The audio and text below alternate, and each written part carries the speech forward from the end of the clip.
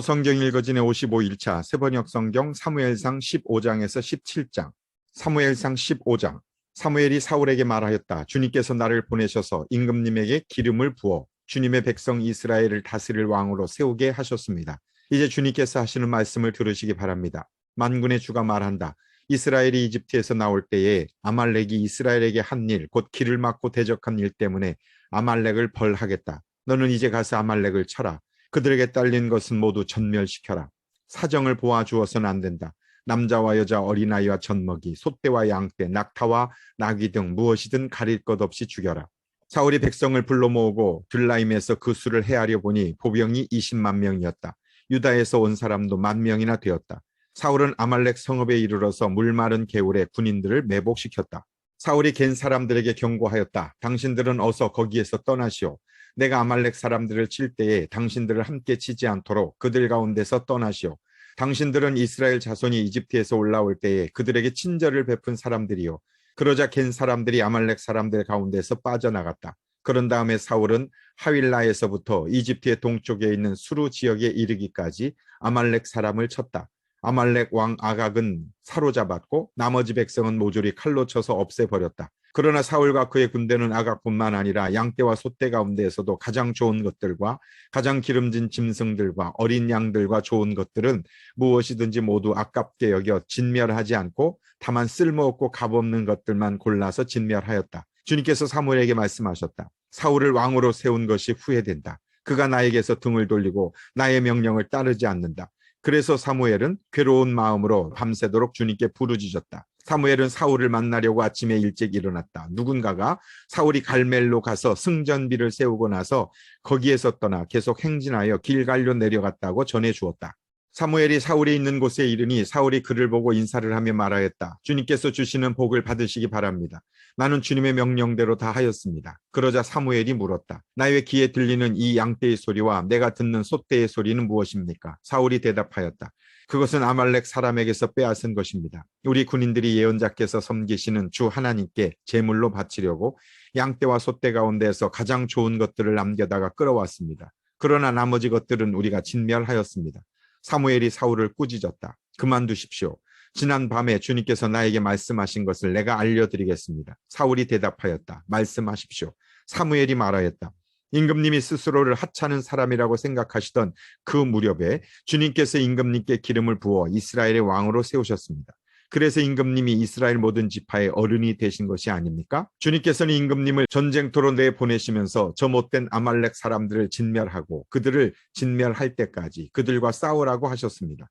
그런데 어찌하여 주님께 순종하지 아니하고 약탈하는 데만 마음을 쏟으면서 주님께서 보시는 앞에서 악한 일을 하셨습니까? 사울이 사무엘에게 대답하였다. 나는 주님께 순종하였습니다.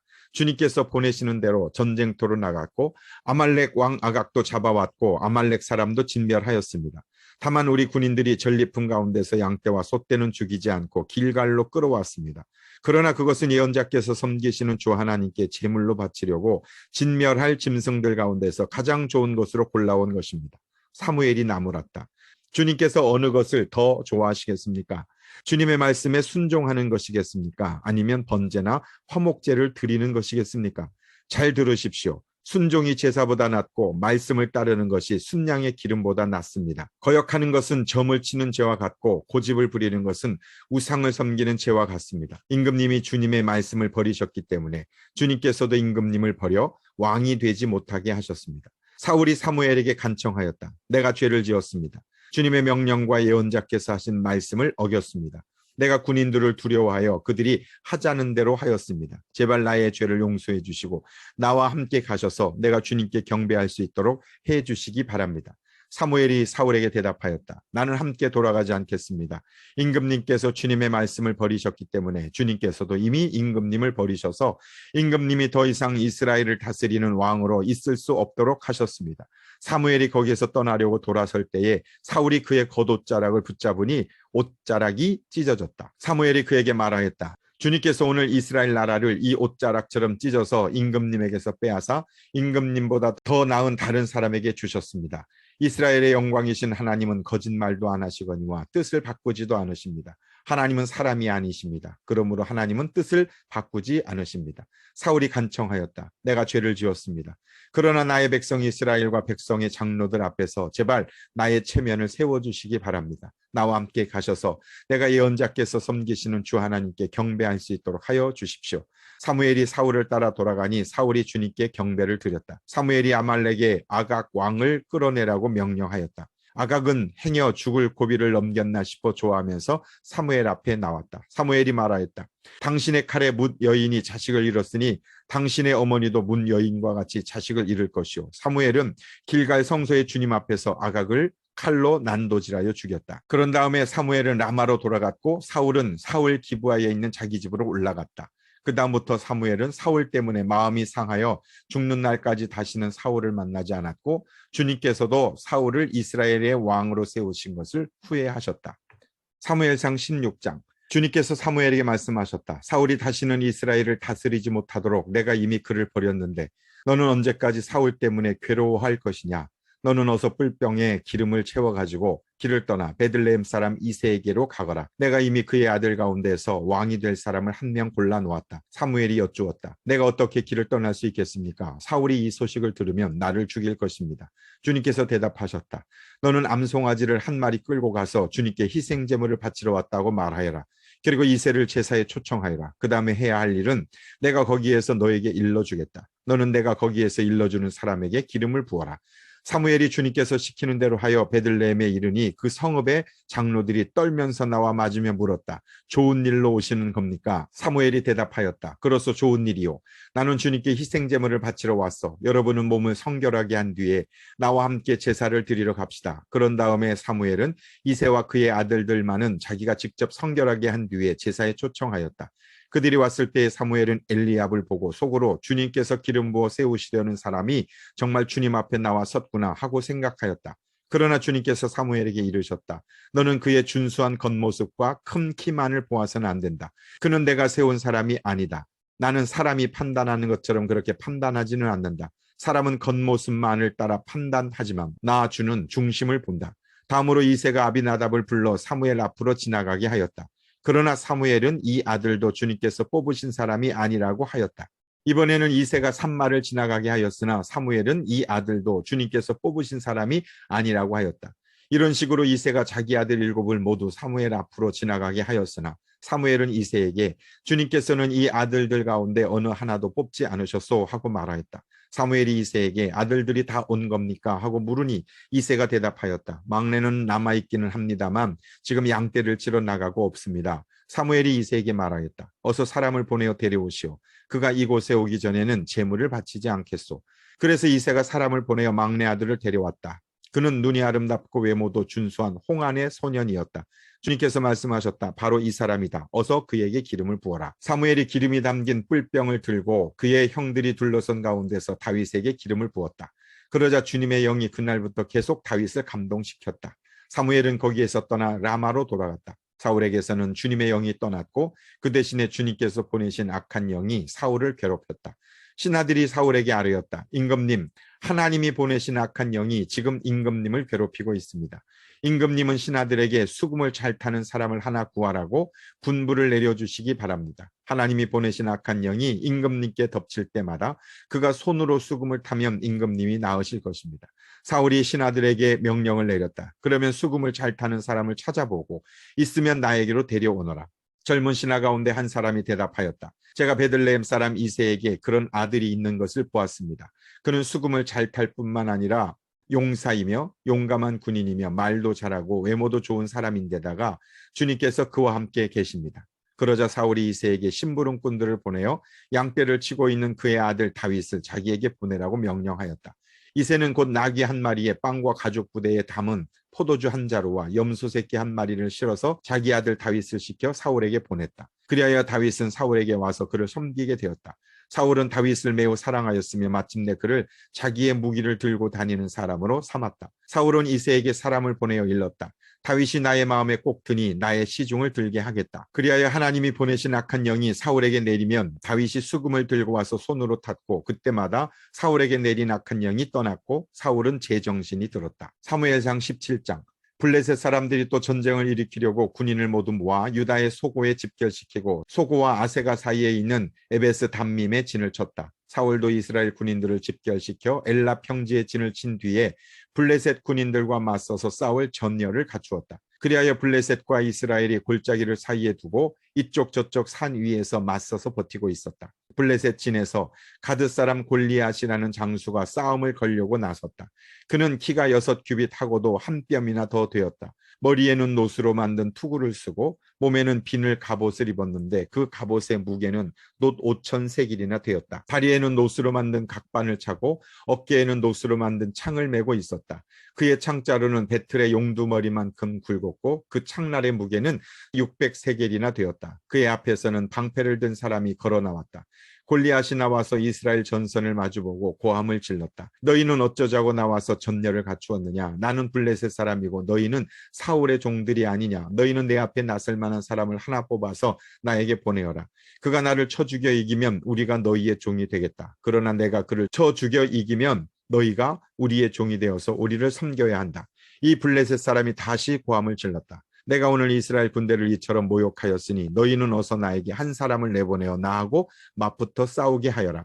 사울과 온 이스라엘은 그 블레셋 사람이 하는 말을 듣고 몹시 놀라서 떨기만 하였다. 다윗은 유다 땅 베들레헴에 있는 에브라 사람 이새의 아들이다. 이새에게는 모두 아들이 8명 있었는데 사울이 다스릴 무렵에 이새는 이미 나이가 매우 많은 노인이었다. 이새의 큰아들 셋은 사울을 따라 싸움터에 나가 있었다. 군대에 가 있는 그 세 아들의 이름은 맏아들이 엘리압이요, 둘째는 아비나답이요, 셋째가 삼마였다. 다윗은 8형제 가운데서 막내였다. 위로 큰 형들 셋만 사울을 따라 싸움터에 나가 있었고 다윗은 사울이 있는 곳과 베들레헴 사이를 오가며 아버지의 양떼를 치고 있었다. 그 블레셋 사람은 아침 저녁으로 가까이 나와서 계속 싸움을 걸어왔고 그런 지가 벌써 40일이나 되었다.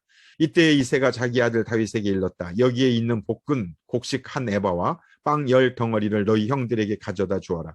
너는 그것을 가지고 빨리 진으로 가서 너희 형들에게 주어라. 그리고 이 치즈 얼덩이는 부대장에게 갖다 드리고 너희 형들의 안부를 물은 뒤에 형들이 잘 있다는 증거물을 가지고 오너라. 그 무렵 사울은 다윗의 형들을 비롯하여 이스라엘 군인을 모두 거느리고 엘라 평지에서 블레셋 사람과 싸우고 있었다.